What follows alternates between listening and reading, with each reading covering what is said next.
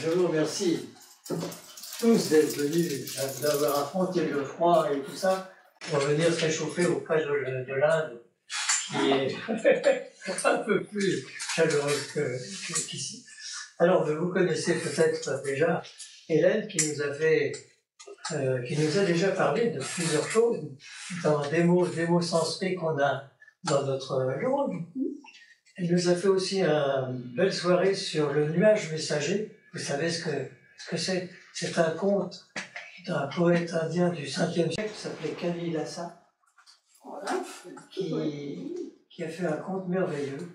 Le nuage messager, il avait transmis son message, il s'était éloigné de sa bien-aimée, et il avait confié au nuage messager des messages justement pour lui porter. C'est une très belle histoire, un conte, mais très beau. Mais ce soir, elle va nous parler de fameux son Om. Alors ça, mais je ne vais pas en dire plus parce que c'est à toi qui revient cette heure. Voilà comment on représente le son primordial. Om. Merci André, merci de nous faire venir. C'est un moment assez touchant parce que cette programmation avait été énoncée un petit peu avant la pandémie, depuis longtemps, voilà. C'était à la suite d'une intervention dans un festival qui s'appelle Atmosphère à Courbevoie. Et on m'avait demandé de dénoncer le home. Et à la suite de quoi, je prendrai monter sur l'estrade, venir me remercier et me dire que ce serait intéressant de le refaire ailleurs. Pendant la pandémie, il y a eu un arrêt. Forcément, on ne pouvait plus faire de tout ce qui était contact, hein, surtout dans le yoga. Mais le yoga a des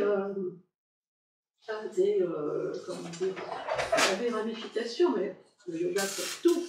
Et ici, ça va être le son. Le son qui aborde aussi tout ce qui est chant, murmure, le son universel. Son home primordial, on dit que l'univers a été créé ainsi, donc on ne sait pas du tout de quand c'est là, je vous donnerai un petit peu de repères. Il est inscrit ainsi, mais il y a d'autres écritures selon les langues, et comme en Inde on a au moins plus d'une vingtaine de langues, il y a quelques confrontations entre cette façon de l'écrire, est-ce que c'est la plus ancienne, et d'autres façons de l'écrire, qui étaient là sur le sol, sur la péninsule, bien avant plusieurs différentes invasions. Certains connaissent ici?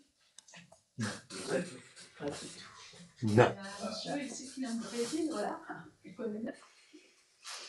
D'autres personnes qui ont déjà entendu parler de ce cours de yoga. Voilà, cours de yoga. Vous êtes en yoga.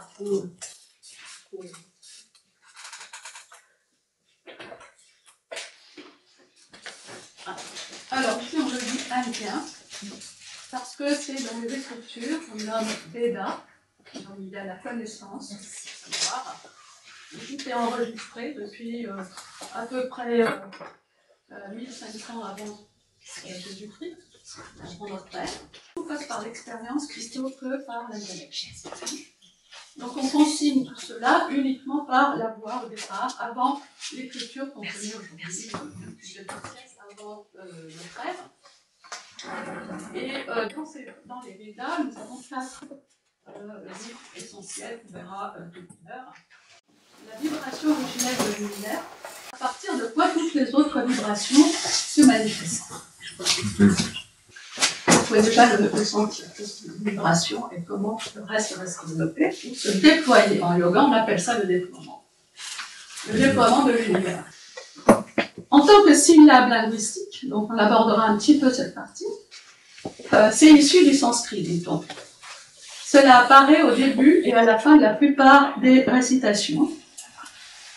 Des japas, c'est-à-dire des murmures, des prières, ici on appelle prières du monde occidental, et à la fin de la plupart des récitations. Cette syllabe, elle fait partie des corpus de l'hindouisme, on appelle ça l'hindouisme, ce n'est pas forcément toujours la religion par laquelle on révèle des messages, et du bouddhisme. Donc ceux qui ont voyagé un petit peu en Asie connaissent, mais partout où il y a aussi des hindous dans le monde. Et par la pratique du yoga, donc, on voit un peu que ça se répand de plus en plus aujourd'hui. La prononciation du Om, donc dans l'esprit de chacun, va prendre une résonance particulière, hein, puisque nous avons une voix unique, mais aussi un corps unique. Donc si le Om est universel, cela va s'entendre différemment pour chacun de nous. On va voir comment.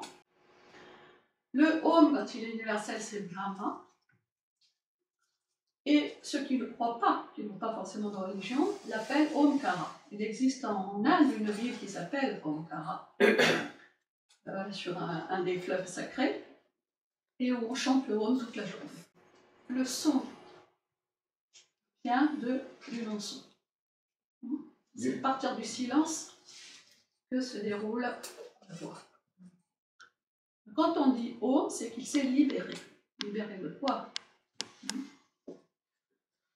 Un des mantras qu'on connaît à partir du Om est inscrit dans notre respiration. Donc, quand on inspire mentalement, on prononce le son. Et quand on expire, on le voit avec le H. On expire jusqu'à la fin, pour l'expiration. Ceci sort de ce qu'on appelle le prana, c'est-à-dire l'énergie vitale, l'énergie qui est diffusée, qui se diffuse à partir de l'énergie universelle. Donc ça se diffuse, c'est répandu partout, sur tout ce qui est luminé, tout ce qu'on a vu, et dans l'être vivant, quand ça nous rentre, par l'aspiration. Nous avons un prana qui nous est personnel. C'est-à-dire l'énergie, ou bien on va dire le ki. Tout le monde connaît le ki, les arts martiaux connaissent un peu ça. Et la manière de le vivre. J'ai pris comme référence un monsieur, Fritz Staal, hollandais d'origine, et qui a fait pas mal d'expériences, mais qui a aussi écrit un livre sur les mantras et ce que cela donne sur chacun de nous. Il écrit que les Védas, des occidentaux, parce que beaucoup d'occidentaux sont partis en Inde, ont été là-bas, le yoga se répand de manière, on le sait aujourd'hui, hein, depuis au moins 15 ans. Eh bien, qu'est-ce qu'on en retire et comment? Ce ne sont pas des livres au sens classique du mot. C'est je disais, une expérience de vie qui est consignée par la parole uniquement. C'est ce qui s'entend. Donc quand on dit texte révélé, c'est difficile parce que ça ne délivre pas de message. Cette personne a fait beaucoup de disciplines, dont les mathématiques, la philosophie, la physique, etc. Quand même quelqu'un qui a énormément de capacités. Donc quand il a fait ces expériences-là, en Californie, à Berkeley, il s'est doté bien sûr de tout ce qui est scientifique. Pour parler de prana tout à l'heure, alors une petite Upanishad, un verset important qui vous donne maintenant une sorte de métaphore, parce qu'il n'est pas très facile de comprendre ce qui transcende à travers ce simple mot ou cette syllabe, Om, quand on le prononce. Il est donc différencié en différentes parties. Om tout entier, c'est l'arc, donc il y a énormément d'illustrations, vous verrez par vous-même si cela vous intéresse. Nous nous approchons de nous-mêmes, notre être suprême, c'est-à-dire le soi individuel et la pêche. L'absolu est appelé sa cible. Donc je vous laisse lire vous-même pour voir si ça vous parle. Et c'est dans une Upanishad. Voilà. Donc en yoga, on dit comment devenir un. Il ne s'agit pas de parler du yoga, mais ça aide un petit peu. On peut bien sûr pratiquer le Om sans yoga physique. Je vous le dis tout de suite. En tant que prière ou répétition simplement d'un mantra, on va voir tout de suite. L'un des mantras les plus célèbres, il parle de l'univers. D'ailleurs, on commence par Om, et ça il n'y a pas longtemps, parce que les Védas ne connaissaient pas le Om tel qu'on le vend. On en parle dans les Upanishads, qui sont des livres qui viennent après avec des commentaires des Védas. Là, il y a un petit peu plus de personnalisation. Qui dit commentaire veut dire une réflexion. Alors que les Védas sont des hymnes récités et chantés. Donc là, on vous parle de tout ce qui est animé, à partir du soleil, toute la cosmogonie, c'est-à-dire l'espace, l'atmosphère, la terre. Et tout ce qui est animé à partir de là. Dans une autre Upanishad, je vous laisse lire aussi si vous voulez, ou je lis avec vous. L'essence de tous les êtres est la terre. L'essence de la terre est l'eau. L'essence de l'eau est la plante. L'essence des plantes est l'homme. L'essence de l'homme est la parole. L'essence de la parole est le Rig Veda, qui est le premier des Védas. L'essence du Rig Veda est le Samaveda, c'est-à-dire là où on chante. L'essence du Samaveda est le Gita, c'est-à-dire là ce qui est énoncé. Vous venez chanter, scander, etc. Là, on arrive à la Bhagavad Gita, qui est un des premiers livres très célèbres aujourd'hui. Il y a eu énormément de publications, de traductions, d'écrits. Il y en a encore un dernier par, comment dire, je ne sais plus, Jean Bouchard d'Orval. Voilà, un Canadien qui s'intéresse beaucoup, qui est aussi dans tout ce qui est védique. Il y a aussi les textes indiens. Donc, indianisant, on va dire, mais pas dans le sens français. Ici, on parle de qui. Comment est-ce que moi, je m'identifie par rapport à l'univers, comment je comprends le monde, n'est-ce pas? Donc, de l'eau, je suis la saveur, ça veut dire qu'il y a une fonction ici. La saveur, ça veut dire le goût. Au fils de Kunti, qui est normalement la mère qui crée, à partir de l'œuf primordial de l'univers, du soleil et de la lune. Donc, on voit ici déjà les polarités. La lumière des mantras védiques, c'est-à-dire que sans lumière, on ne peut pas énoncer les mantras. La syllabe O, je continue, hein, je suis la saveur, je suis, etc., tout ce qu'on vient de citer. Et la syllabe Om, dans les mantras védiques, je suis le son dans l'éther, c'est-à-dire ce qui ne s'entend pas mais qui vibre, et dans l'homme, l'aptitude. Ensuite, je suis le rite. Donc là, on parle des rituels. Au Samavada, on va s'intéresser beaucoup à le temps cosmique et comment nous gérons notre vie et répartie sur les différents moments de la journée, de la nuit, etc., de l'année, des saisons que je peux prendre. Et le sacrifice, c'est-à-dire qu'est-ce que je donne à chaque fois que je donne quelque chose à la vie, à la terre et à tous les événements autour de moi. Donc, sacrifier, c'est à comprendre par l'espace sacré. L'oblation aux ancêtres, ne pas oublier ce qu'on appellerait en Chine. Là, voilà. L'oblation est un terme qui est vraiment spécifique dans ces mantras. L'herbe médicinale, il y en a en particulier. Le chant transcendantal, donc là on comprend à un certain niveau transcendé. Je suis le beurre, je suis et le beurre et le feu de l'offrande. Le beurre est à comprendre dans le temps, dans les Védas, c'était du ghee et de chèvre. Ce n'est pas le même lait de la vache cosmique, là encore il y a beaucoup de choses à dire. Maintenant, on va arriver à quelque chose qui peut intéresser les personnes aujourd'hui qui travaillent dans le secteur de la sonorité du son. Qu'est-ce que ça apporte à chacun? Pourquoi ces mantras, pourquoi ça défie les temps, ça traverse depuis l'aube de l'humanité tous ces moments-là. Le mantra, c'est une assise ou un asana, comme on dira dans le yoga, pour le mental, tandis que l'asana physique, c'est-à-dire tout ce qui est corporel. Alors, est-ce qu'on fait des asanas avant? Oui, il vaut mieux, parce que pour la circulation, pour purifier, pour l'air, etc. Mais on peut commencer dès le premier souffle. Je dis ça pour les personnes qui seraient, par exemple, sorties d'un coma et de moments extrêmes, ils perdent très souvent cet organe, cette respiration. Et comment les orthophonistes commencent à faire souffler la personne Alors à ce moment-là, il y a des personnes qui ne peuvent pas, elles ne sont pas dans la capacité de respirer. Donc comment faire revivre cet espace-là? Donc par la persévérance, c'est-à-dire qu'il faut, et encore, hein, sans se laisser limiter, nous approchons de la purification, c'est-à-dire ce qui nous rend purs, l'oxygénation, enlever tout ce qui nous gêne, les toxines et autres, encombrement de notre organisme, pour pouvoir s'ouvrir de nouveau à la vie. Et se procurer une paix intérieure qui nous amène, et profonde, qui nous amène vers la joie qui nous habite. Le Brahman, est-ce que tout le monde sait ce que c'est? Alors ça vient de la racine qui veut dire aussi briller, qui a donné un petit peu ce côté-là. Donc c'est toujours par rapport au soleil, ce qui fait vivre, mais pas seulement.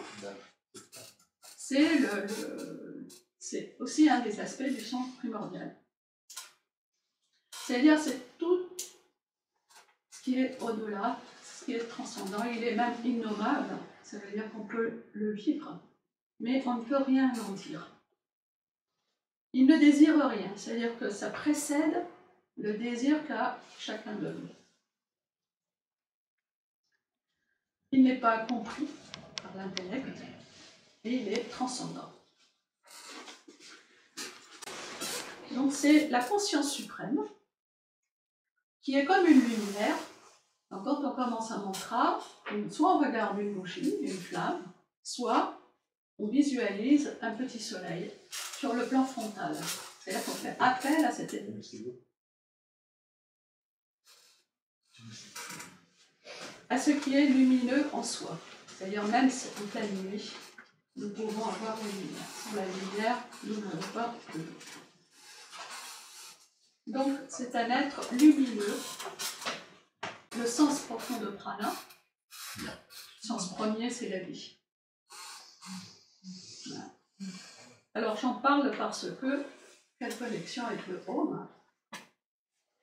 C'est le mot qui suit est pranava. Le Om est aussi appelé pranava. C'est le son mère de tous les mantras, mais en même temps, le prana, c'est l'énergie. Tout cela n'était possible à l'époque par des personnes spécialisées, hein, souvent on les appelait à l'époque des brahmanas. Donc le brahman a donné ce qu'on appelle une communauté de brahmanes qui étudiait ces sons pour les transmettre à la perfection, les transmettre, donc cette transmission qui est exclusivement orale. Et ce sont des personnes un peu spécialisées dans chaque espace, dans chaque univers, on va dire, de sonorité. Donc il y avait des brahmanes spécialisés pour les rituels, pour énoncer des quatrains, on va dire des versets, qui soient différentes disciplines, il fallait qu'ils connaissent tout par cœur depuis l'enfant. Donc on les sélectionnait très jeunes pour qu'ils puissent mémoriser cela à l'âge adulte. Donc il faut peut-être 20 ans hein, pour faire quelqu'un qui connaisse une discipline. Et comme il y en a beaucoup, ça peut être aussi bien les Védas. Les Védas, ça concentre aussi tout ce qui est discipline mathématique, puis l'astrologie, la plus importante des disciplines depuis l'observation du ciel, à partir de quoi découle tout le reste. Les rishis, ce sont les personnes qui voient. On voit quoi? Soit des astres, soit une vue intérieure, et qui avaient la connaissance du feu, le feu caché. Vous connaissez les feux intérieurs. On a aussi dans le corps de l'Ayurveda, on va dire, dans la discipline, on va dire médicale, en tout cas de la santé indienne, on va parler de différents corps, dont un corps composé de feu. Pourquoi? Parce qu'on a 5 éléments. Mais ça, on le sait dans toutes les personnes qui abordent ces disciplines, même dans l'Ayurveda, le système médical indien. Eh bien, on commence par la terre, on a 5 éléments, donc la terre, ensuite c'est les eaux, ou l'eau, ensuite le feu, ensuite l'air, et ensuite l'éther. Un mot très difficile à traduire, parce que le mot sanskrit c'est akash. On dit éther, mais c'est toute petite signification. Ce n'est pas un mot polysémique, mais ça représente. Chaque mot sanskrit représente énormément. Donc, par exemple, nos pensées retentissent dans notre espace vital, mais aussi dans l'univers. À ce moment-là, intervient cette notion de vibration d'espace. Avant que le son ne revienne. Donc, les exercices qui sont pratiqués pour les grands yogis, pour tous ceux qui peuvent, c'est d'aller, par exemple, dans un espace le plus pur possible, étant les hauts sommets de montagne. Et quand il y a un lac, c'est encore mieux, parce qu'on peut voir la vibration, même la plus infime vibration sur l'eau. En plus du reflet. Si par exemple, il y a un reflet de soleil, un reflet de la lune, etc. Ce n'est pas seulement dans l'Inde, le Tibet connaît ça, c'est pour ça que je voulais vous en parler un peu avant. Et là, je vous donne un petit mantra, c'est peut-être un peu prématuré, mais tout le monde connaît celui-là, c'est pour ça que je vous le laisse. Om Mani Padme Hum. Donc, le mani, c'est-à-dire la pierre, la perle, sur Padme, sur le lotus. Donc, cette signification, j'ai lu énormément de textes, alors ça part vraiment un peu partout, mais nous restons dans le sens premier, qui est vraiment le secret, ou ce qui est caché en soi, qui est la perle de notre vie, et qui est situé, qui va faire fleurir ce lotus. Donc, où est situé le mani, c'est-à-dire la perle en nous, et où suis-je posé, sinon sur un lotus. Donc, vous avez énormément de représentations. Je ne vous en montrerai pas, mais il existe, par exemple, dans la méditation japonaise, un lotus qui va représenter le symbole qu'on veut dans une écriture indienne qui n'existe plus en Inde, mais qui continue de faire son itinéraire au Japon. Est toujours issu du sanskrit là-bas. On a par exemple le son A. On va voir pourquoi. Le Om, donc le A est le début de tout énoncé. Si on produit le son Om, on est obligé d'ouvrir la bouche. Ça, c'est la première étape, c'est l'état d'éveil. C'est donc le commencement. Quand on fait le deuxième son, qui est une vibration, on appelle ça Vishnu, c'est-à-dire une continuité, alors que la durée de vie de ce Om, c'est le milieu, et lorsqu'on prononce c'est la fin. Mais de toutes choses, et là c'est pareil, vous avez un déploiement dans l'univers très important, comme par exemple le ternaire, comme par exemple dans le yoga, tout commencement de geste, tout énoncé. Et une phrase célèbre qui a été dite pendant le moment de l'éclatement de la bombe atomique et après, pareil à 10 millions de soleils, Om resplendit perpétuellement autour de tous les hommes. C'était un verset repris des Upanishads. Donc, Dhyana Bindu, Dhyana, c'est-à-dire la méditation. Dhyana, vous connaissez, hein, tous, je pense, ça donnait le terme de Chan et de Zen. Donc, quand on est en méditation, on se pose sans aucun geste. Et d'abord, vous êtes là et vous vous asseyez avec juste comme point essentiel, comme porte, si vous voulez, l'alignement de la colonne vertébrale. Et on dit très souvent que c'est un empilement de louis d'or. Donc, une petite chicnode au bas de la colonne et puis tout s'effondre. Donc, il est très difficile de garder cette tenue-là. Et cela sans aucune posture de yoga préalable et de séquence. Donc, essayons de tenir ça, c'est l'école la plus difficile, hein, en tout cas la plus rigoureuse, pour avoir justement cette possibilité de se reconnecter à soi et de se connecter au soi suprême.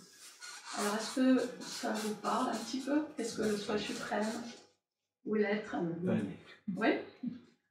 En dehors du yoga, qui suis-je? Tout à l'heure, je vous ai parlé de So et Ham, la respiration. So à l'inspire et Ham à l'expire. Eh bien, c'est un mantra très connu par un grand yogi qui nous a quittés il y a longtemps, donc du XXe siècle, Ramana Maharshi Yogi. Simplement en disant So, j'inspire et j'expire. Donc si je réduis le phonème Aham, c'est-à-dire je suis, Il suffit de rester tout près de sa respiration régulière. Donc ça peut être rythmé et à un moment, trouver cet espace entre une inspiration. À la fin de l'inspiration, on continue sur l'expiration. Et à la fin de l'expiration, il y a un certain vide et c'est là qu'on peut approcher ce qu'on appelle la tâche. Donc ça, c'est explorer le vide.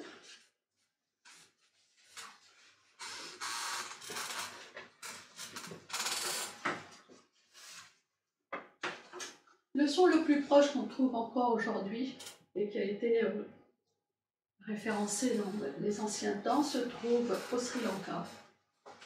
Ce Om que nous récitons nous autres, ou Aum, c'est-à-dire une ligature du A avec le OU, eh bien, il dit Am. Donc ça rejoint un peu ce que vous disiez sur les différents énoncés, que ce n'est pas le seul, mais celui-là se rapproche, et c'est là que c'est intéressant, des textes védiques, en tout cas des textes Upanishads. Alors, je disais en termes de l'Inde, c'est-à-dire la petite pointe du sud de l'Inde. Si vous connaissez un petit peu, c'est vraiment la pointe Kanyakumari de la péninsule. On dit Ama, en laissant ouvert la bouche avec un grand A, Ama. Personnellement, je dis on verra comment, il y a des photos qui sont correctes. On peut souvent ne pas pouvoir prononcer Ama ouvert. Mais on vous le demande très souvent, mais dis-le, confirme-le. C'est-à-dire, c'est un oui. Donc, quand on dit Ama, dans le sud, ou c'est-à-dire j'acquiesce, ou bien j'accueille ce qui nous vient. Et ça, dans le yoga, on dit souvent accueillir, dans la méditation, accueillir ce qui nous vient, n'est-ce pas? Et de regarder ce qui est.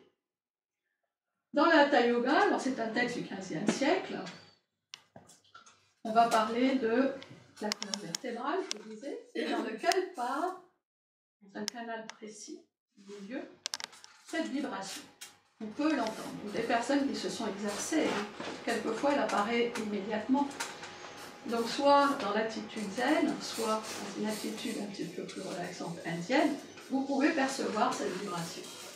Mais il faut pour cela adopter ce qu'on appelle le mudra, c'est-à-dire un saut. On scelle le corps de manière à pouvoir garder cette immobilité pour pouvoir laisser la vibration entrer en soi.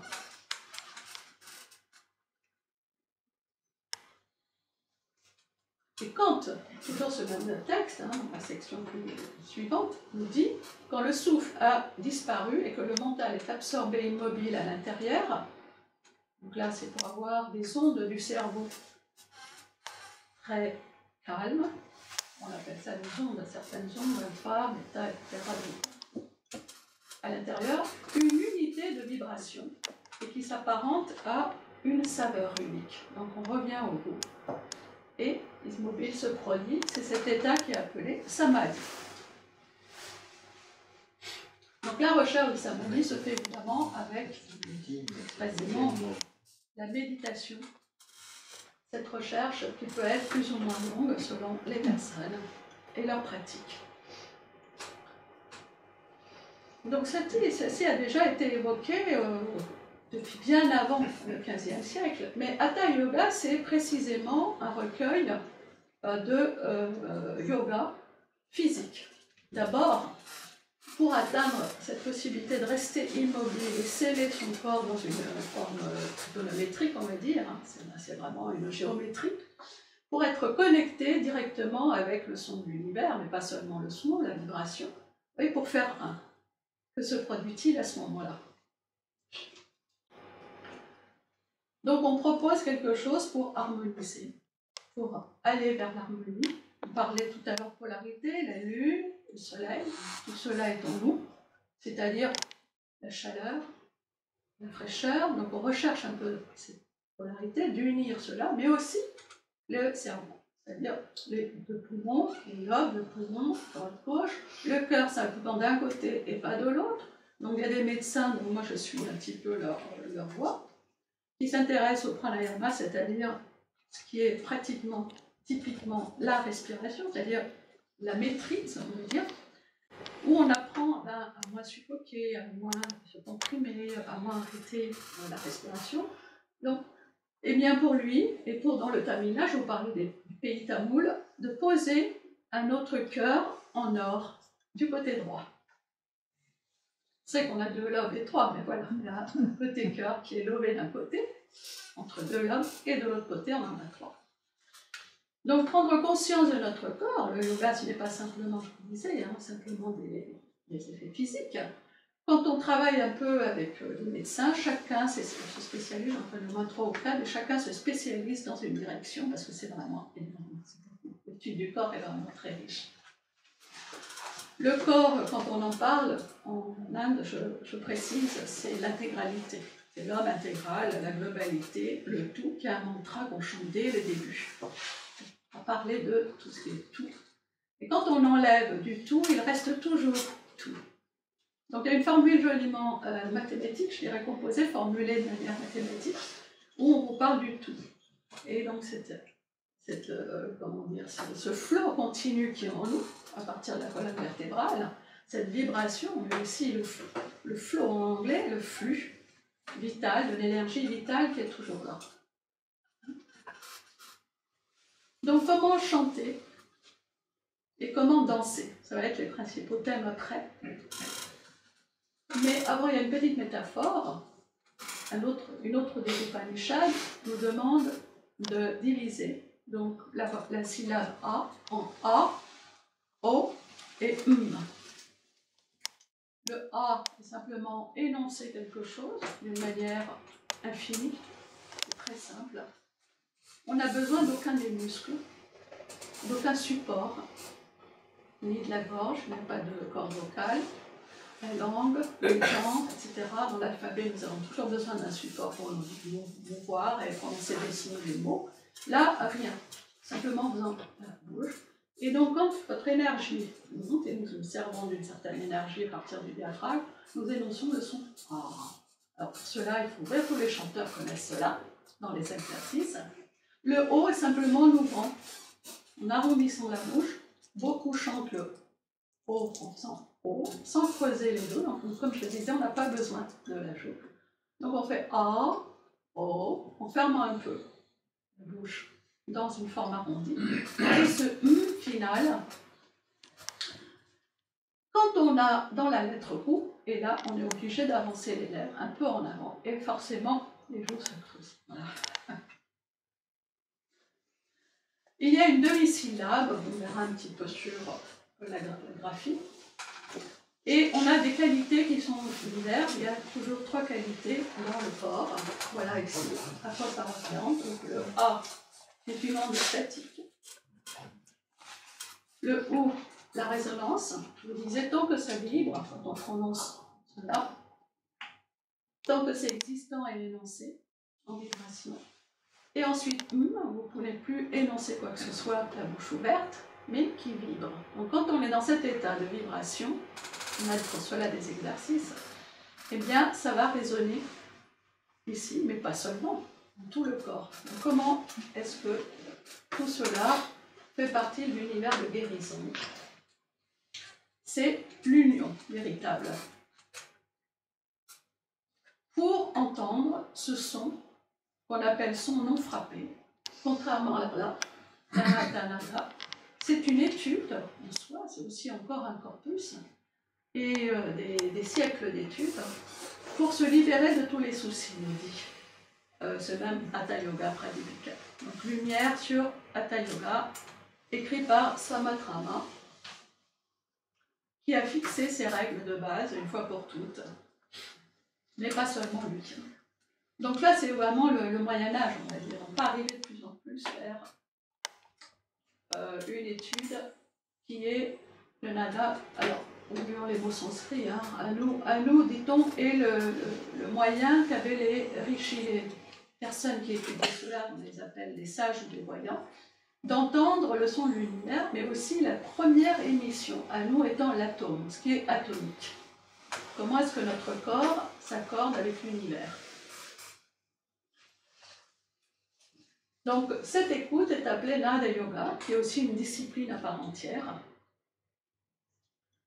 et qui est donc, on va dire, la limite entre la recherche en physique du son et ce que le yoga propose. C'est un ancien système, donc ce Nada Yoga, qui est plutôt répertorié en Occident comme métaphysique, mais qui est aussi accepté aujourd'hui comme une discipline, un système philosophique, puisqu'on reconnaît depuis 2-3 décennies l'enseignement philosophique indien. Avant, on appelait ça des pensées. Et une médecine, mais aussi une forme de yoga. Cette forme de yoga ne requiert aucun aspect postural, sauf d'être assis plusieurs heures, de préférence en lotus, mais on peut aussi le faire assis sur une chaise.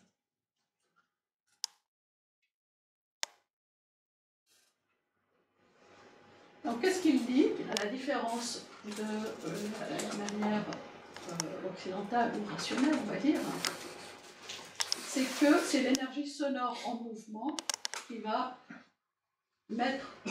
donner cette manifestation de la vie, plutôt que d'étudier les particules et tout ce qui constitue les éléments du cosmos. Ne vous inquiétez pas, les deux sont en recherche aujourd'hui parallèle, puisqu'on arrive aussi à la physique d'une manière ou d'une autre. Et ça permet ici de se rapprocher de nos qualités, de développer, de déployer les qualités sensuelles, mais aussi d'approcher le spirituel. Comment? Parce que aujourd'hui, vous connaissez le langage, la langue, on est de plus en plus vite. Est-ce qu'on s'écoute? Est-ce qu'on arrive à entendre l'autre, etc. Donc, tout est rapide, avec beaucoup d'outils.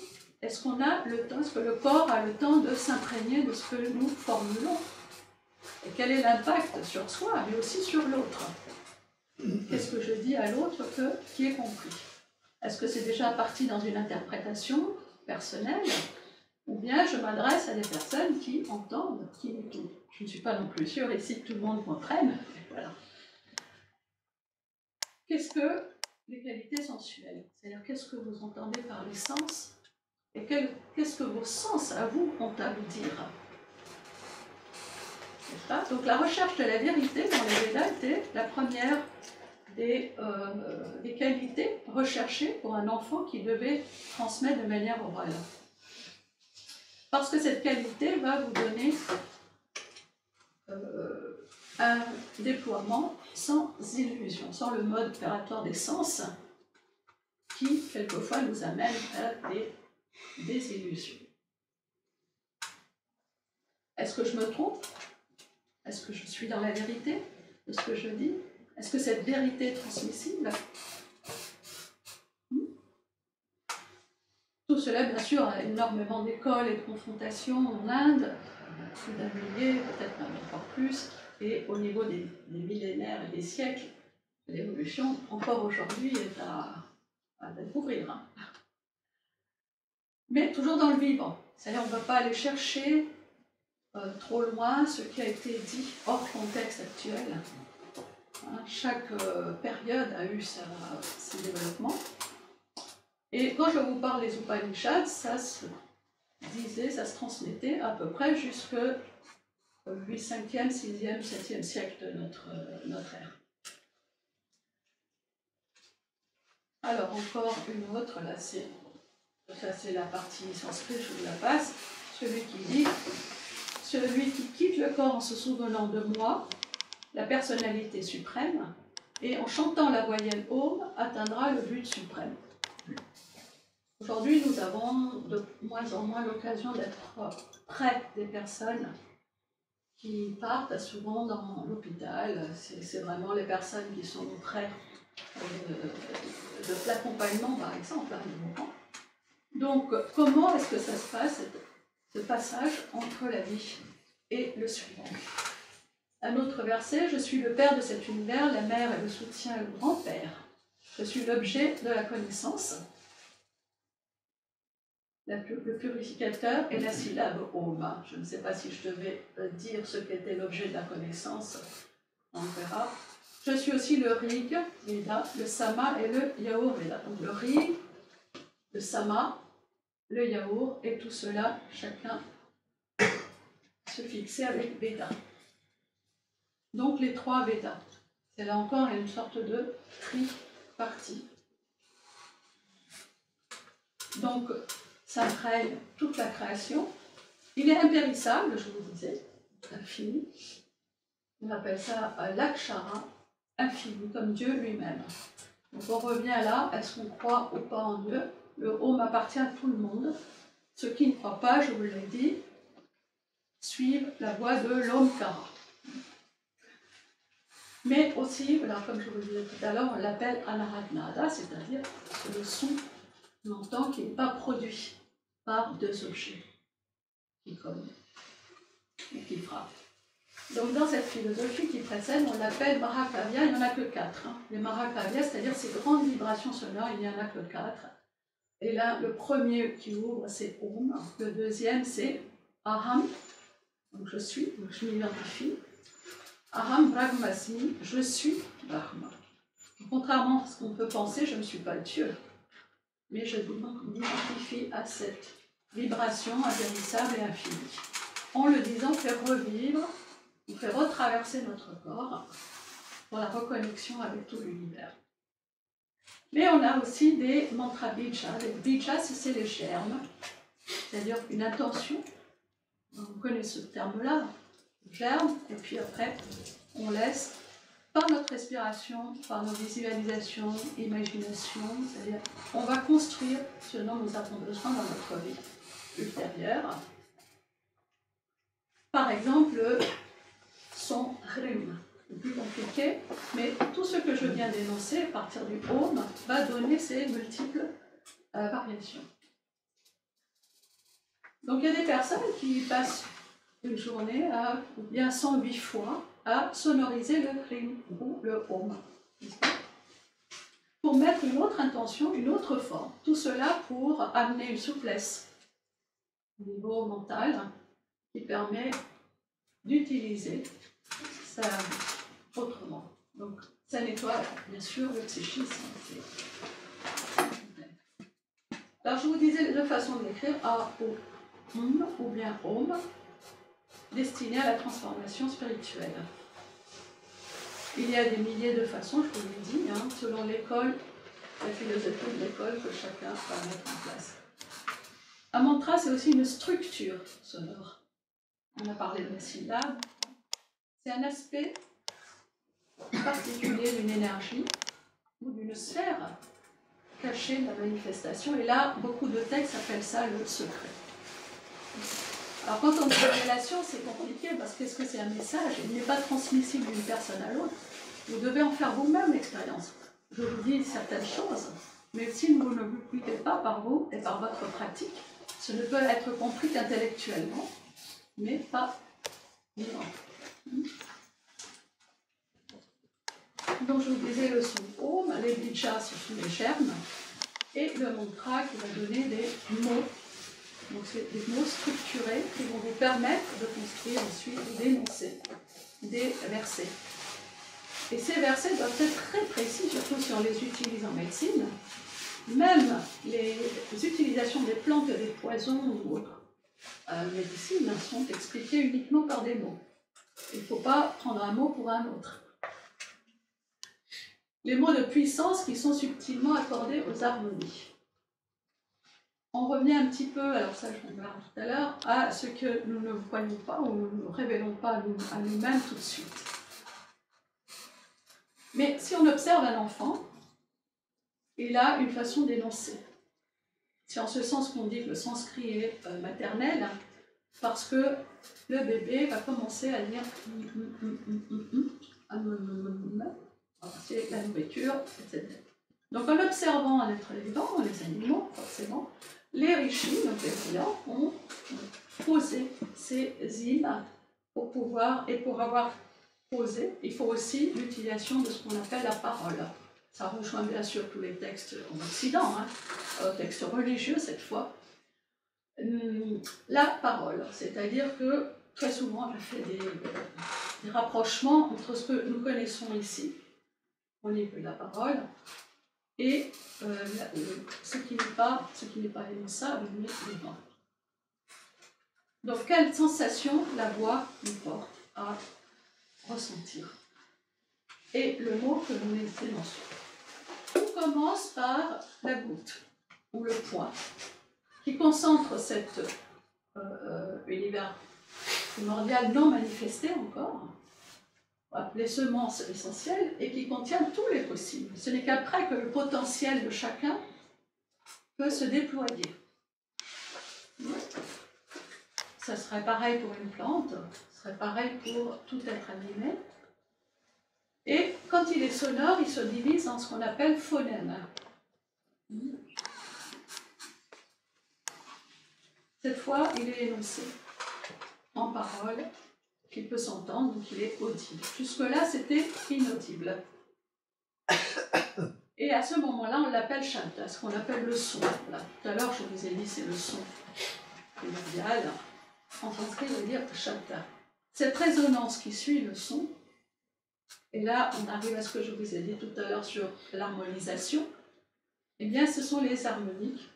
Et ensuite, ça redevient nada, et il retourne au son primordial. Donc, on peut faire l'expérience quand on dit Aum, jusqu'où vous allez énoncer ce final. Je vous ai parlé de deux objets frappés. Donc, il y a un son qui est produit par deux objets frappés, l'un contre l'autre, et celui du cœur qui n'est pas frappé, qui est naturel.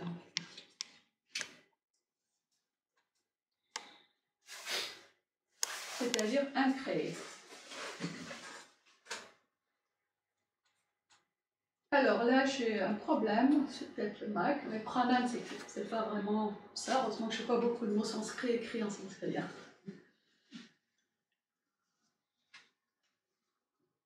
Donc, c'est par le prana, cette énergie vitale, que connaissent beaucoup de personnes qui pratiquent par exemple les arts martiaux. Quelle est cette énergie et d'où vient-elle? D'où est-ce qu'on le recherche? Quand on est vraiment au bout de quelque chose, eh bien, on va le trouver à partir du bas-ventre et encore plus bas. Cette énergie qui est élevée, donc dans l'ère Anudarantuka, c'est-à-dire au 1er et 4e siècle, c'est au Sri Lanka. J'ai retrouvé, je vous montrerai quelques images, les sons qui sont gravés sur des pierres. C'est une cité qui n'existe plus, l'ancienne cité qui avait des liens avec l'Inde de cette époque, où ce fameux Om, je vous disais, les Tamouls qui continuent de perpétrer ce son-là, avec la rigueur, enfin, ce qui se rapproche du son primordial. Alors, quand on dit épigraphiquement, vous avez compris que ce sont encore des recherches, on ne sait pas encore vraiment définir, ce qui est tracé est effacé, presque, et on essaye de retrouver tout cela par d'autres textes, et la linguistique aide beaucoup, parce que c'est par ces textes non traduits encore, et par les racines des mots autres, chinois, coréens, japonais et indo-européens, qu'on commence à mettre un petit peu de contenu dans ces textes. Tout le monde connaît la danse Shiva, la fameuse sculpture de Shiva dansant. Alors, on dit que c'est le Om quand il est, voilà, le début. C'est vraiment le chaos. Puis ensuite, il y a beaucoup de mouvements. Tout est là, tout l'univers entier. Et ensuite, à la fin, une pause immobile sur un certain équilibre. Le pied levé, la main sur un certain geste, etc. Et bien tout cela est contenu. Et la manifestation du Om indien. Je vais vous parler du symbole géométrique. On en avait besoin, par exemple, pour élever la yantra, c'est une architecture, on va dire, ou un symbole quand il est beaucoup plus petit, que beaucoup ont avec eux. Vous connaissez tous les mandalas, mais quand il est en 3D, vous avez des hauteurs. Ce qu'on a aujourd'hui, que vous connaissez, les pagodes au Japon. Donc ils vous disent un petit peu la même chose, ou les stupas bouddhistes, avec le centre, où se situe ce vraiment centre du Bindu. Le point central d'où tout commence. Donc là, on était en 2D, on va dire, avec le Om dessiné, le 3 qui commence avec le. Et là, c'est l'entrée de la conscience universelle. Où est-ce qu'il est situé chez les personnes? à l'intérieur ou à l'extérieur, il y a des marques. Alors, pour tout ce que tout le monde connaît, ce qui est manifeste, c'est-à-dire la luette du palais, la partie mou à l'arrière du palais, mais ce qu'on connaît beaucoup moins, c'est la glande pinéale. Ça, on le travaille un peu en yoga. Et par contre, les bouddhistes tibétains pensent à 3 gouttes. Donc le troisième se situe au sommet. Et là encore, quand on fait la respiration, même le pranayama, on essaye de sortir cette respiration ou de se connecter à partir du sommet de la tête. Le plus connu est ici, là où on met un petit soleil ou quand on fait du tratak, c'est-à-dire les yeux sur une flamme, mais aussi une autre au cœur. Donc quand on arrive à la phase de dernière étape du yoga, on va au cœur. On commence par le nombril, parce que c'est le lieu de la création. Est-ce que ça va là? On va arrêter, hein, si ça ne va pas. Alors ça, c'est un symbole qui est un peu différent de tout à l'heure, le jainisme. Il faut en parler parce qu'on parle toujours de l'hindouisme ou du bouddhisme, des termes en l'occurrence, mais pas seulement. Mais on oublie que le jainisme a fait son temps et toujours encore aujourd'hui bien imprégné, bien vivant. Depuis au moins 1000 ans avant Jésus-Christ, qui est toujours donc, un certain centre, hein, un centre religieux, c'est ceux qui ont, alors là pour le coup, un masque, oui, d'où on tire pour le yoga par exemple, mais aussi pour Mahatma Gandhi, le concept de non-violence. C'est un véritable concept qui a été travaillé, étudié pendant des siècles par ce jainisme. Et on dit que le dernier qu'on connaît, c'est Mahavira, le contemporain de Bouddha, qui le précède de 24 ans, mais on dit aussi que c'est le 250e prophète. On l'appelait prophète, hein, je ne sais pas le nom, mais ce n'est certainement pas le nom indien. Mais voilà, et en général, il se passe quand même un siècle ou deux avant que renaisse un autre prophète. Donc Mahavira, qui veut dire le grand guerrier. N'oublions pas que guerrier, c'est vraiment, ça n'a à voir non pas avec les guerres, comme la Bhagavad Gita a un autre sens caché, qui est vraiment comment vivre avec vitalité pour, par exemple, éliminer les intrus dans notre corps. Hein, le Kriya Yoga, alors ça c'est de facture plus récente, mais qui a aussi sa grande lignée, propose une technique et qui a été bien sûr étudiée par la science, pour apprendre, pour se connecter avec une concentration sur les sons cosmiques intérieurs et la vibration de l'Aum. Donc là, 3 parties. Le Prayanatata, je vous ai dit, le Nanda Yoga, c'est une science à part, c'est aussi une discipline, mais c'est aussi une pratique. D'abord, hein, avant tout. Une fois qu'on a maîtrisé les bases, on peut utiliser ces sons-là toute la journée ou le matin et le soir, par exemple, avant de s'endormir. Je peux vous dire qu'au niveau insomnie, garantie, vous donnez 2 ou 3 bijas, eh bien, ça va déjà vous imposer et vous préparer pour la nuit, mais aussi pour la journée suivante. Commencez aussi avec un petit home ou tout son que vous désirez utiliser ensuite pour la journée. Et vous serez vraiment dans cette vibration qui vous ferait resplendir. Là, un petit peu de graphique. Alors, dans le sud de l'Inde, voilà comment s'écrit le Om. On le trouve un peu partout jusqu'à Bombay. Si j'ai le temps, je vous montre quelques images rapidement. Dans des temples, mais aussi ailleurs. Et la première partie, vous m'avez dit, voilà. Le premier, là, c'est l'écriture Granta qui a précédé à peu près le 3e, 4e siècle avant notre ère, avant que le tamoul ne se mette en place au niveau calligraphique. Et là, je reviens un petit peu pour dire comment on est passé de Om, Tamoul ou à Ak, qui veut dire oui, ou c'est ainsi. Un peu comme l'équivalent de ainsi soit-il, vous connaissez bien ici. Et cet usage de en est encore très courant dans toutes les langues dravidiennes, c'est-à-dire dans la péninsule, vous avez un tiers, disons un quart du sud de l'Inde qui continue de transmettre ce qui a été là avant les différentes invasions depuis 3500 ans à peu près, 3800 ans. Donc ça pouvait recouvrir toute la péninsule indienne, jusque bien sûr l'Afghanistan, les deux Pakistans actuels et encore au-delà, puisqu'on a trouvé les Dravidiens, mais dans un petit îlot qui encore en parle, dans l'Himalaya, près des régions du Bouddha, autour du Népal, mais aussi dans l'actuel Pakistan, c'est-à-dire côté ouest. On l'appelle le Brahmi. C'est une langue qui est encore utilisée, dont on a retrouvé des racines. Et donc je vous disais le tamoul du Sri Lanka qui dit simplement Am pour dire oui. Tandis que Om veut dire j'existe, je suis dans la vibration. Am, et ça j'ai entendu ça des réfugiés sri-lankais dans le Tamil Nadu, même processus phonétique. Donc comment, pourquoi et comment sonoriser le fameux Om? C'est des questions qui me reviennent souvent, que ce soit dans le pranayama, dans le yoga ou dans toute autre discipline. Vous parlez de Om, mais comment je dois le prononcer? Tout cela dépend des formes phonétiques que cela a pris dans chaque pays, dans chaque contrée, puisque c'est toute l'Asie, ça me faut.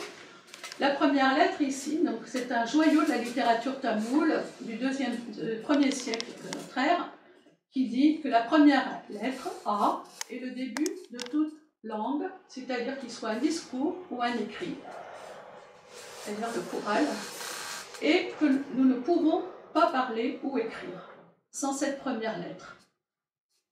Et de la même manière, le soleil, c'est-à-dire Adi Bhagavan, donc dans toute la partie du sud dravidien, on va parler de Adi Bhagavan plutôt que de Brahma, par exemple. Eh bien, se joue un rôle important de la survie sur Terre. Ce sont des poésies, des versets pareils, deux vers, comme là, je vous donne un exemple sur deux vers, et qui ne vous parlent que de l'éthique. Il n'y a pas de religion, il n'y a pas de Dieu. Et ceci est toujours très vivant, et c'est transmis sans interruption jusqu'aujourd'hui. Et donc ce soleil, puisqu'on parle de Adi Bhagavan, il est le premier commencement dans le monde entier. Quand on dit monde, c'est l'univers, bien sûr, c'est le rapport entre moi et l'univers. Donc partout sur la planète, les Tamouls connaissent ces versets. On m'a demandé de les travailler pour une conférence, mais on verra. Mon professeur, on va dire, ou mon maître plutôt, voilà, Sri Shyami Bhatnagar, c'est un monsieur qui a travaillé en compagnie de Sri Ravi Shankar, peut-être que vous connaissez, qui a été appelé pour, à la radio San Francisco, qui a animé une série d'émissions. Et pour lui, ensuite, il a créé ce qu'il appelle les microchakras. Maintenant, il doit avoir 85 ans. Après la pandémie, je ne l'ai malheureusement plus vu. Et il dit que la voix humaine a l'extraordinaire capacité de produire une qualité sonore extrêmement fine, appelée Surya Akasha, aux effets remarquables sur la transformation de notre psyché. Tout vous dire. On commence par notre véhicule du corps pour aller un peu plus haut. Et ce monsieur a une clinique dans le New Jersey où il a des patients avec qui il travaille, et tout se porte pas seulement sur la voix, mais sur les roues d'énergie que nous avons. Nous en avons 7, on le sait comme tout le monde, récitant ou chantant la gamme internationale, universelle, et que les sonorités changent en sanskrit, ça les gammes Navaténissa, ça les etc. Donc d'une octave à l'autre, et tout cela se situe sur notre colonne vertébrale. Mais nous avons aussi d'autres, ce qu'il appelle microchakras, des petits chakras, des roues psychiques, qui est doté d'une intelligence à chaque fois pour nous donner du mouvement. Et coordonné avec l'intention et la respiration, nous exécutons une série de séquences que nous développons. Alors voilà une façon de scander ou pas réciter le Om, une des façons. Dans l'écriture, tout à l'heure, quand on fait le 3, on commence par le haut.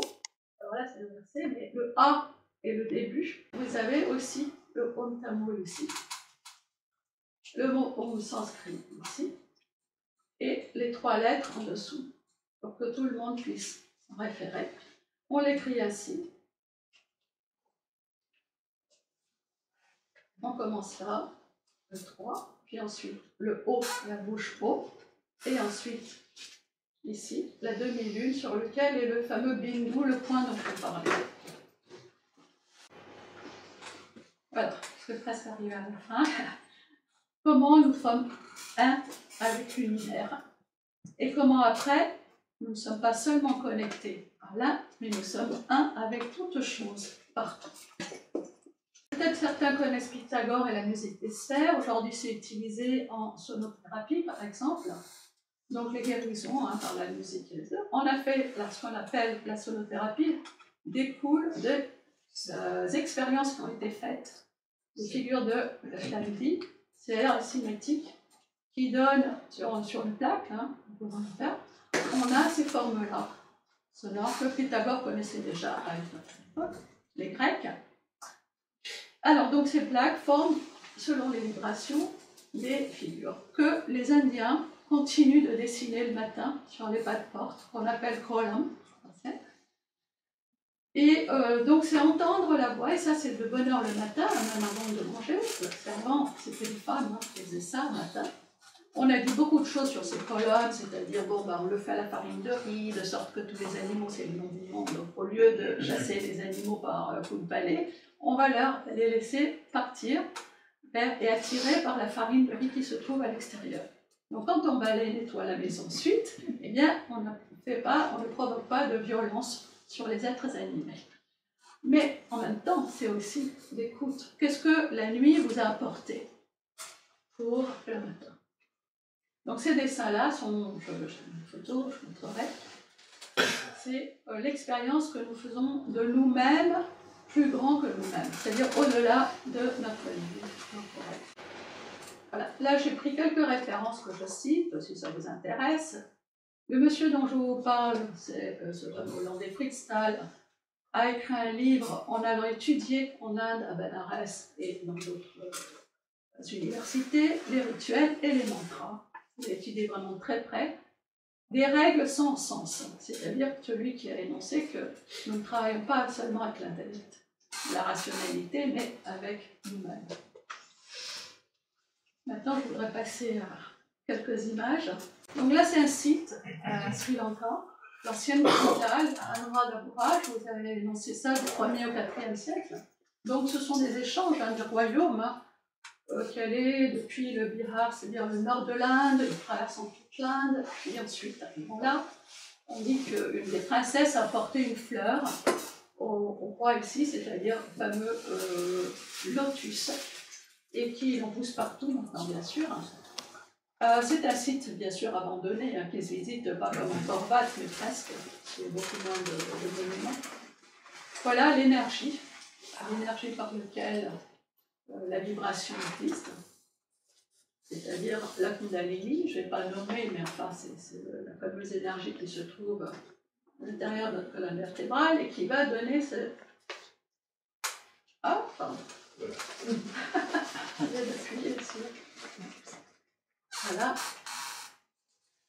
Ici, au lieu de 5, donc quelquefois on a 5, ici on a 7. En représentant bien les sons, les sonorités, les 7.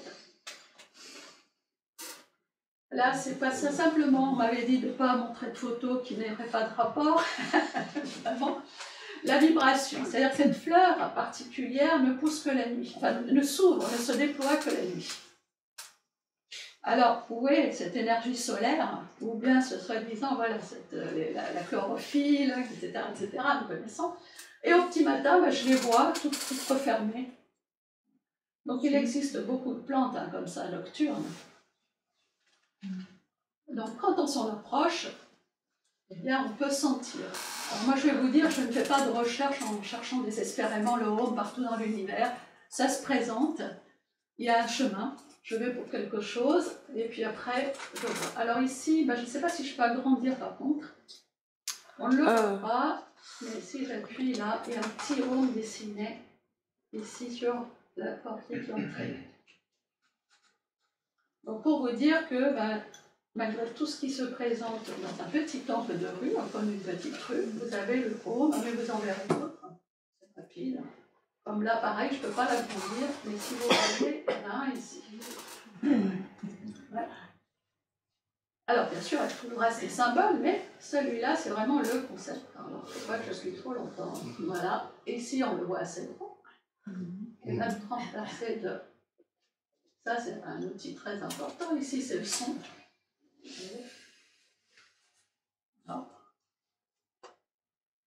Hein?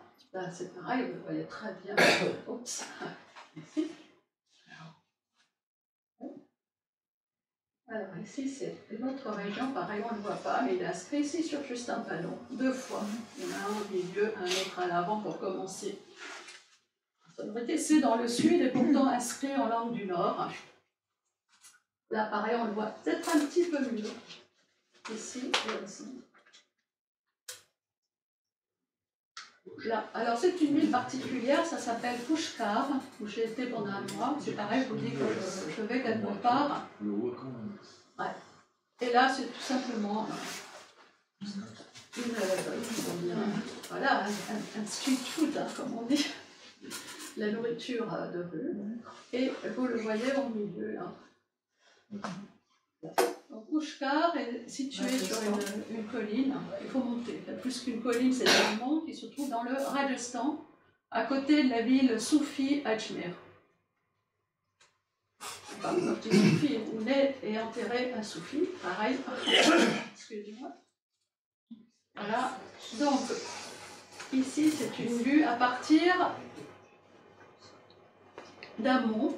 Non seulement c'est situé au sommet, donc quand on prend les transports, hein, il faut monter, mais une fois que vous arrivez à la ville, il y a un petit lac, là, et ici, on est sur une montée, un mont qui s'appelle Sarasvati, du nom qui a été nommé à partir de Vach étant la voix, ou la parole avec un grand P si on veut, en occident. C'est là qu'on retrouve un tas de similarités, des similitudes avec le verbe, bien sûr, hein, le verbe avec un grand V. Voilà, c'est ces 2 photos similaires.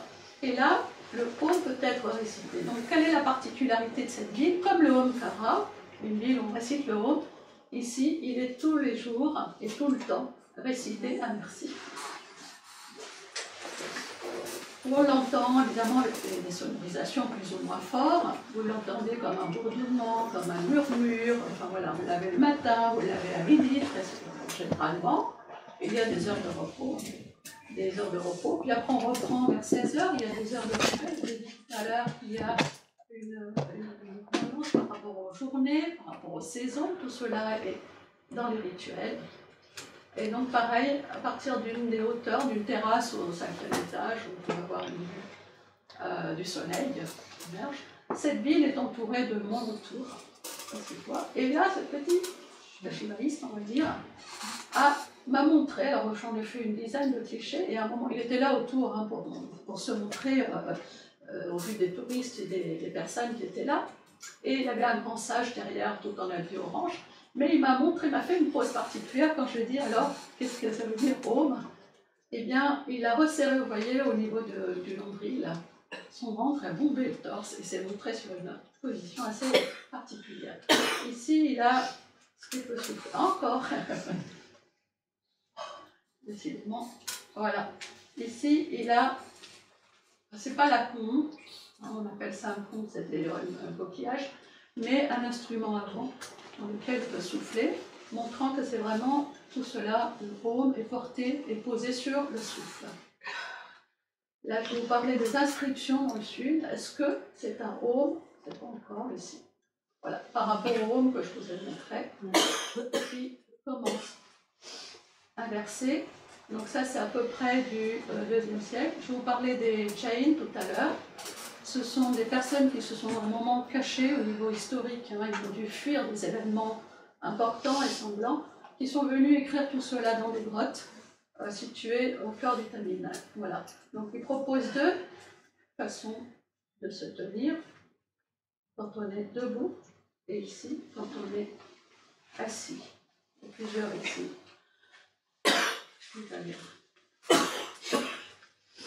Aujourd'hui, la modernité veut que, voilà, on est bien encore en Inde, avec un nouveau temple. Donc les monts qui étaient verdoyants, maintenant, cumulent des différentes obédiences dont la liste. Et à l'intérieur, la particularité de ce temple, c'est sous forme de... Alors j'enlève... Voilà. Ici, une icône de la Vierge et de l'enfant. Voilà, c'est tout le monde ici. Donc, je vous ai cité un des grands yogis, Ramana Maharshi Yogi, ici, avec son fameux Soham. Mais la richesse n'est pas exclue. Ici, la déesse de la richesse. Il ne faut pas oublier de continuer à vivre. Alors, pourquoi je vous montrer ça? Parce qu'ici, on a Satya Sai Baba, l'original, début du XXe siècle. Et ici, vous avez les deux formes, c'est écrit en français, et puis ici, en taboula.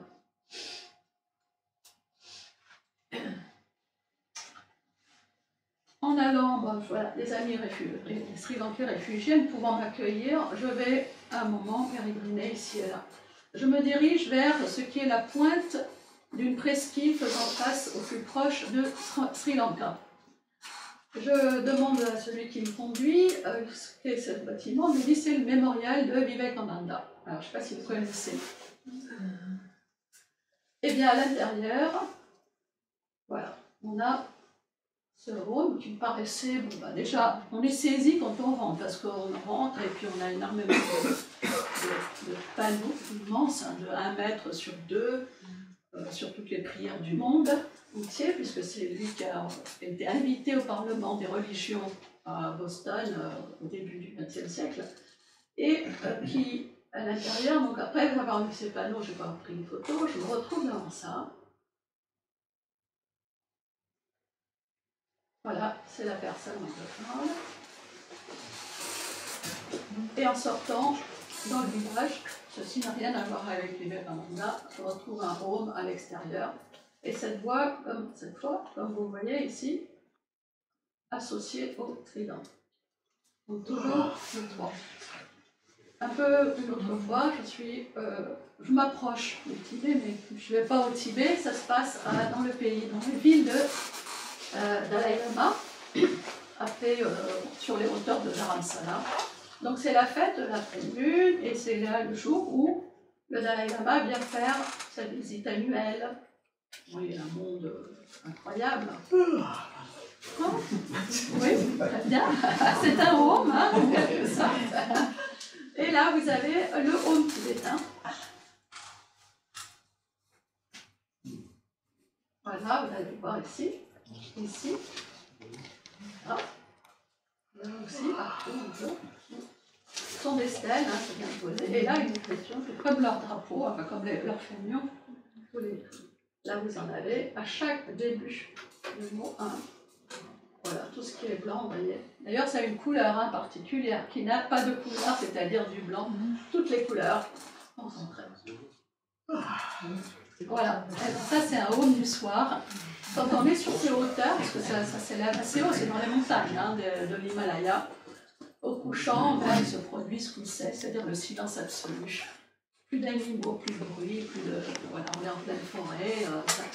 Et donc, un petit instant de silence pour s'associer ou pour continuer à être.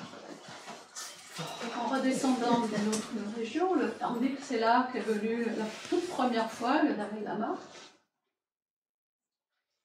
Donc c'est Uttarakhand, ça s'appelle, dans l'Himachal Pradesh aussi. Voilà.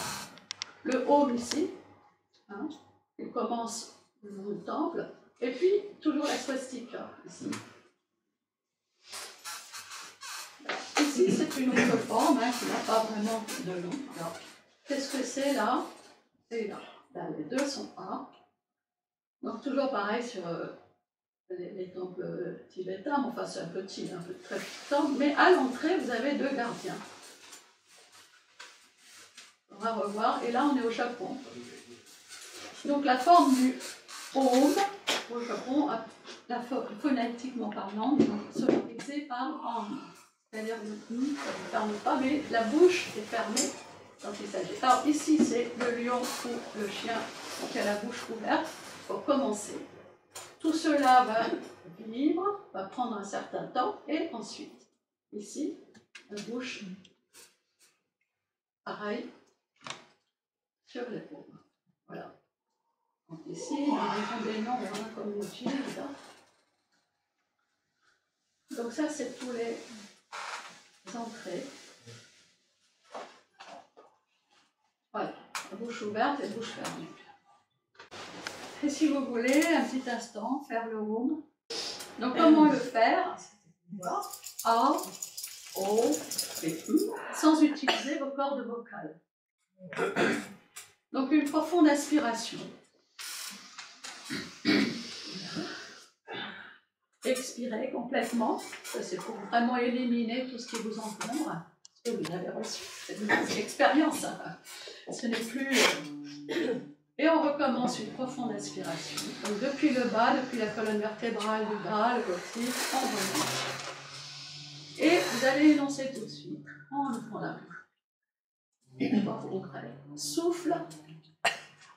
Vous laissez passer un peu le souffle et vous posez le A sur ce souffle.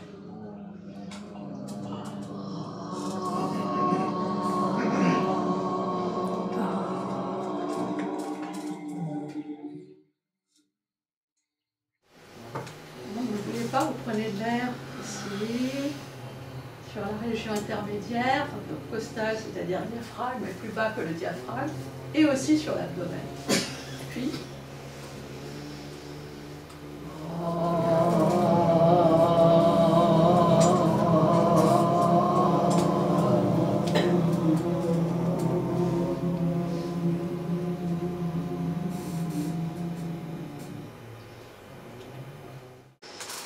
je vous remercie. Merci.